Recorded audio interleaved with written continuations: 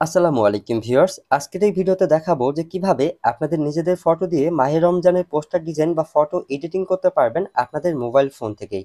এই যে দেখুন আমাদের স্ক্রিনে যে ফটোগুলো দেখতেছেন, আপনারাও চাইলে আপনাদের ফটো দিয়ে মাহে রমজানের পোস্টার বা ফটো এডিটিং করতে পারবেন আপনাদের মোবাইল ফোন থেকে মাত্র 1 মিনিটে।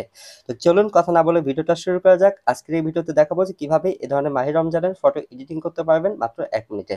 তো এই কাজটি করার জন্য প্রথমে চলে যাবেন আপনাদের ফোনের প্লে স্টোরে, যার পর ছোট্ট একটি অ্যাপ্লিকেশন আপনাদের ফোনে ইনস্টল করতে হবে। সার্চ বারে লিখবেন মাহে রমজান পোস্টার, লিখে সার্চ দিলে এখানে অনেক ধরনের অ্যাপ্লিকেশন চলে আসবে। এখানে এই যে এই অ্যাপ্লিকেশন লোগোটা দেখে রাখেন, অ্যাপ্লিকেশন লোগো দেখে এই অ্যাপ্লিকেশনটি আপনাদের ফোনে ইনস্টল করে নেবেন।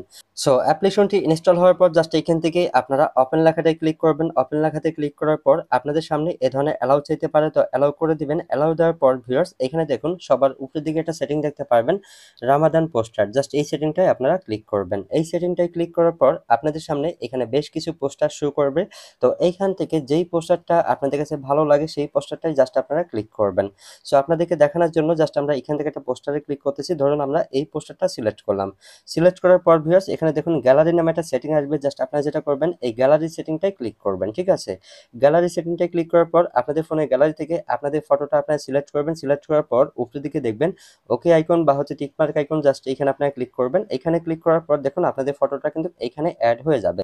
তারপর এখান থেকে ফটোটা একটু হাত দিয়ে ধরে আপনাদের মন মতো আপনারা এখানে সাজিয়ে নেবেন। তো আমরা এই ফটোটা এখানে সাজিয়ে নিতেছি। আপনাদের ফটো আপনাদের মন মতো আপনারা সাজিয়ে নেবেন।